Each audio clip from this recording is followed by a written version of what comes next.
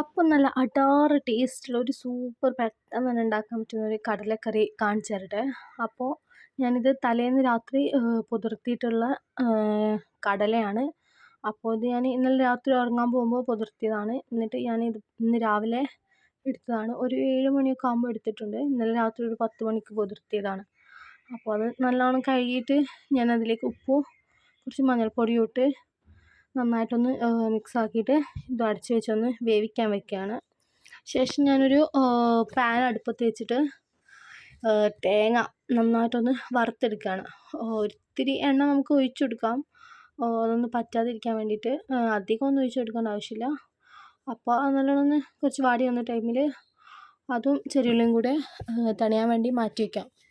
ശരിക്കും നമ്മൾ ആ ചൂടോടെ ഒരിക്കലും നമ്മളത് മിക്സിയിലിട്ട് അടിക്കാൻ പാടില്ല. ഞാൻ ഈ അടുത്തൊരു വീഡിയോ കണ്ടിട്ടുണ്ട്. ഒരു താത്ത പറയുന്നുണ്ടായിരുന്നു, ഞാനിങ്ങനെ ഇത് ചൂടോടെ തേങ്ങയൊക്കെ മിക്സിയിലിട്ട് അടിച്ചതാണ്.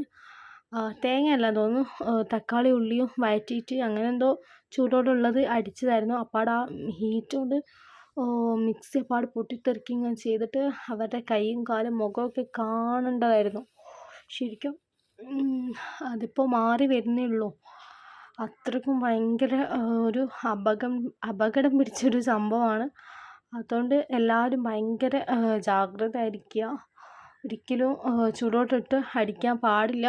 അത് നന്നായിട്ടൊന്ന് തണിയാൻ വേണ്ടി മാറ്റി വെച്ചിട്ട് നന്നായി തണുത്ത ശേഷം മാത്രം എടുത്ത് അടിക്കുക. ചൂടോട്ടിട്ട് അടിച്ച് പിന്നെ ആകെ പൊട്ടിത്തെറിച്ച് കൈയൊക്കെ ഭയങ്കര അലമ്പായിരിക്കും. അങ്ങനെ ഞാൻ അടുത്ത ഇതിന് വേണ്ടിയിട്ട് ഒരു വലിയ ഉള്ളിയും പിന്നെ ഒരു തക്കാളിയും പിന്നെ 2 പച്ചമുളകും ഇത്രയും ഞാൻ എടുക്കുന്നുള്ളൂ. എരിവ് കൂടുതൽ വേണ്ട ആൾക്കാർക്ക് കുറച്ചധികം പച്ചമുളകൊക്കെ എടുക്കാം. ഞാൻ ഏതായാലും എരിവ് കുറവാണ് ഉപയോഗിക്കാറുള്ളൂ, അതുകൊണ്ട് ഞാൻ കുറച്ചേ എടുക്കുന്നുള്ളൂ. ഞാൻ നടു ചീന്തിയിട്ട് 2ആയി മുറിച്ചിട്ടതാണ്. പിന്നെ കുറച്ച് മല്ലിച്ചപ്പും പിന്നെ ഒരു മുഴുവൻ കറിവേപ്പിലയും ഞാൻ എടുത്തിട്ടുണ്ട്. അപ്പോൾ ഇത്രയും സാധനങ്ങളാണ് ഇതിനാവശ്യമായിട്ടുള്ളത്. ഉരുളക്കിഴങ്ങുള്ള ആൾക്കാരാണെങ്കിൽ അതും കൂടി ചേർത്ത് കൊടുക്കുക. എന്നിട്ട് അപ്പോഴേക്കും നമ്മളെ തേങ്ങയൊക്കെ നന്നായിട്ട് തണിഞ്ഞിട്ടുണ്ട്. അപ്പോൾ അതൊന്ന് നന്നായിട്ടൊന്ന് അരച്ചെടുത്തിട്ടുണ്ട് ഞാൻ മിക്സിയിൽ. ശേഷം ഒരു നമുക്ക് വേണ്ട ആവശ്യത്തിലുള്ള പാത്രം എടുത്ത് അടുപ്പത്ത് വെച്ചിട്ട് അതിൽ കുറച്ച് എണ്ണ ഒഴിച്ച് കൊടുക്കാം. അപ്പോൾ അത് നന്നായിട്ട് ചൂടായി വരുന്ന സമയത്ത് നമുക്ക് ഒരു സ്പൂൺ കടുക് അങ്ങ് ഇട്ട് കൊടുക്കാം. അപ്പോൾ കടുക് ഇട്ട് അത് നന്നായി ഇങ്ങനെ പൊട്ടി വരുന്ന ഒരു സമയമാവുമല്ലോ, അതിലേക്ക് നമ്മൾ മുറിച്ച് വെച്ച വലിയ ഉള്ളിയും ഇതൊക്കെ അങ്ങ് ഇട്ട് കൊടുക്കുക. എന്നിട്ട് നന്നായിട്ടങ്ങ് ഇളക്കി യോജിപ്പിച്ച് കൊടുക്കുക. ഈ ഉള്ളി വാടാൻ വേണ്ടിയിട്ട് എനിക്ക് എൻ്റെ ബ്രദർ പറഞ്ഞു തന്നൊരു ഐഡിയ ആണ് കേട്ടോ. കുറച്ച് ഉപ്പിട്ട് കൊടുത്താൽ പെട്ടെന്ന് വഴറ്റി കിട്ടുമെന്ന്. അങ്ങനെ ഞാൻ ആദ്യം മുതലേ ഇങ്ങനെ ഇട്ട് കൊടുക്കും ഈ ഉള്ളി വഴറ്റുന്ന സമയത്ത് കുറച്ച് ഉപ്പ്. അപ്പോൾ നന്നായിട്ട് അതങ്ങ് വഴറ്റി കിട്ടുമല്ലോ. അങ്ങനെ ഞാൻ ഒരു സ്പൂൺ വെച്ച് നന്നായിട്ടൊന്ന് ഇളക്കി കൊടുക്കുകയാണ്. ശേഷം ഞാൻ ഈ പച്ചമുളകും കറിവേപ്പിലയും കൂടി ഇട്ടുകൊടുത്ത് നന്നായിട്ടൊന്ന് ഇളക്കി കൊടുക്കുകയാണ്. ഉപ്പ് പോരാന്ന് തോന്നിയതുകൊണ്ട് ഞാൻ കുറച്ചുകൂടി ഇട്ടുകൊടുത്ത് നന്നായിട്ടൊന്ന് ഇളക്കി കൊടുക്കുകയാണ്. അപ്പോൾ നല്ലോണം ഇതിങ്ങനെ വഴറ്റി വരുമ്പോൾ നമ്മൾ ഈ തക്കാളിയും മല്ലിച്ചപ്പും കൂടി ചേർത്ത് കൊടുക്കുക.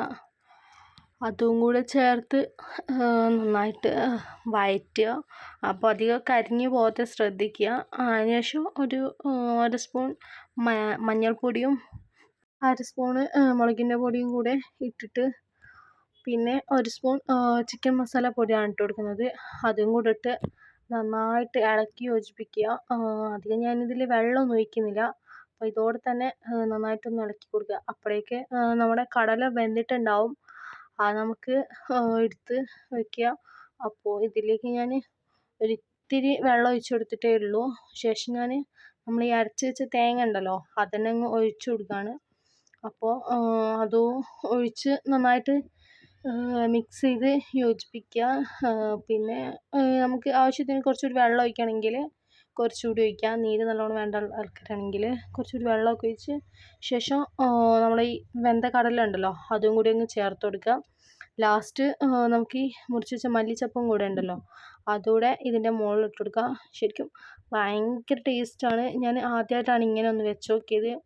ശരിക്കും നല്ല ടേസ്റ്റായിട്ടാണ് എനിക്ക് തോന്നിയിട്ടുള്ളത്. ഇത് ഞാൻ വെച്ചതിൽ വെച്ച് ഏറ്റവും നല്ല അടിപൊളി ടേസ്റ്റായിട്ട്.